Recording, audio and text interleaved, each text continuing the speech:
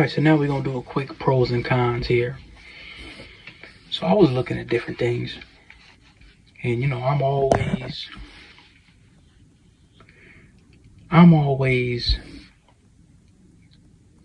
looking for the best deal to work for me. Especially when you're thinking about rural property and stuff like that. Like, there's a move now where they're pushing people back into the office, of course. A lot of people are upset. I primarily work on site, so it was supposed to be hybrid, but I don't believe what a lot of these people say. So I've looked at some other options too, and so I've named a list of pros and cons. Pros and cons. So I'm gonna name the pros and the cons of where I see things going with my climate, and then what I see that's been presented. Some of the like roles and things that let me name the pros and then I'll name the cons. The pros, environment. That's a big thing. The environment's a decent environment. The next is flexibility. There's some flexibility. There's some flexibility. There's not a lot of ever-changing software. I get to do what I do, and ain't got a bunch of damn variables every 5 minutes, which is that's good for this thing. Now there's opportunities for permanent internal. That's good. The management's okay. No weekends, not really. I could sit there with my headphones a lot of times and tune out the babble. 1 to 2 year contract. Pros. Okay, cons. No paid holidays. Contract. Remote issues. This is a big thing, and I was talking to a sister the other day about it. You don't really have the space already to do what you're trying to do with a lot of these places. A lot of these companies, they really just don't have the space already. You're bringing all these folks back in the upcoming months. And me, I think it's going to be hostile. For one, as I said before, folks don't really be washing their hands like that. And you got all these folks around you, so folks going to keep on getting sick. They said there's a new variant from China or something. The other day I just seen an article where they had some nationals from over there. They snuck in some kind of mushroom, fungus kind of thing. So I said, okay, if y'all doing that,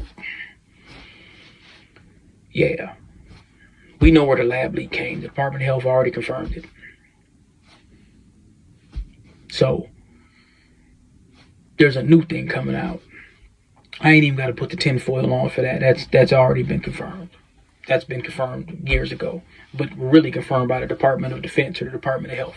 They've already named that, and nobody really has been really indicted for nothing. So whatever.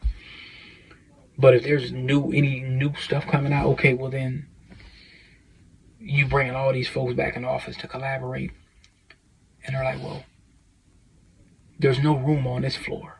Go to the other floor. How you gonna collaborate? If I'm on this floor and you're up there, we're not really collaborating. We got to get a room every time we, so that doesn't make sense. Micromanagement. That's a thing for me. If I do what I do, let me do what I do. I don't need to talk to you every 5 minutes. One-on-ones. I'm not really into the one-on-ones a lot. That's the thing about once you get into the internal positions, it's a bunch of one-on-ones. Then you might have somebody that may not need them a lot. I don't know. I've been places where they constantly, we want to have them every 5 minutes, and it's like, I don't really want to talk to you that damn much. If I'm doing something wrong, just let me know. And that rolls into corporate politics.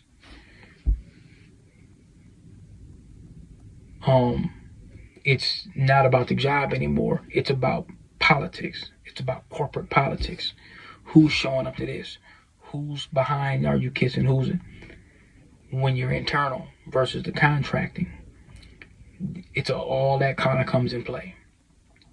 I could kind of shield myself away from this at this moment. And the babble. It's non-stop babbling. It's babble. It's non-stop mindless. Just talk about nothing. That might kind of bother you unless you got some headphones you could throw on, because you're not. You'll say things. You'll join the conversation, but when it gets to the point where it's just babble mania, you just kind of like, oh, I don't really want to hear all that. Travel. That's where the remote comes in. Okay, $80 a month for bus. If you park, it's going to be outrageous. So that's a con as of working somewhere remote. Health risk. That goes back into corporate politics, remote issues. You know, you're around all these people now.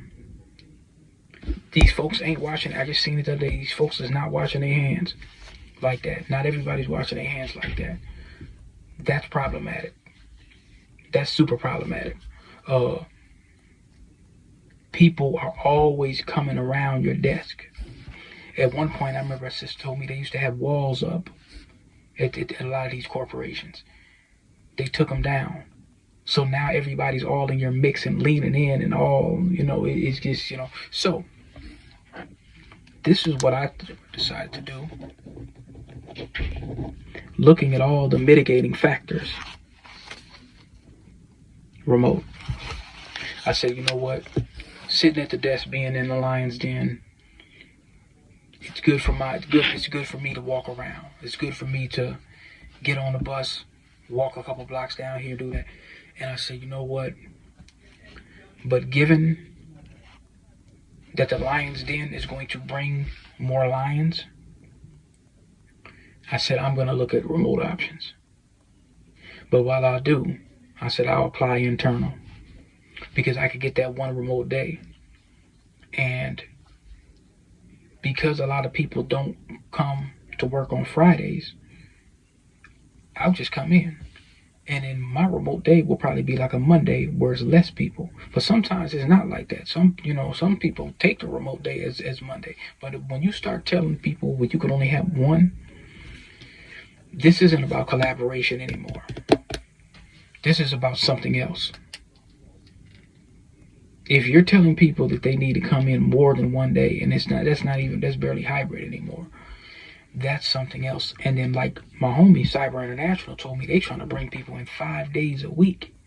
So remember, there was a place that I was at when I was doing my thing, and it was, you come in one day every 2 weeks, or was it one day a week? I don't remember what it was. I think it was one day a week at one point. And at the beginning, a couple years ago, they said that you don't have to come in at all. And then they kept changing it. And I said, this is not about work performance. This is about something else. And I said, well, for me, I'm still adjusting to being on site. I at least get my steps. It forces me to get my steps when I don't do my walks and not going to the gym. So, but me, I'm a forward thinker. I'm looking at what's going to happen in the next couple months. It's going to be a disaster. So I said, let me start prepping. I'm going to start looking for remote, even if it doesn't have to be necessarily your typical IT stuff. That's what I decided, because I have some things that I want to do. I want to start looking at, things in rural places and stuff like that. You can't do that if you're stuck in a building 4 or 5 days out the week. You can't. You're not going to drive 2 hours away. 1 hour drive maybe once per week or something. Maybe you could do that, but no. So I'm going to add this. So you're going to get the digital journal, and then you're going to get the pros and the cons of remote. That's what I'm going to call it.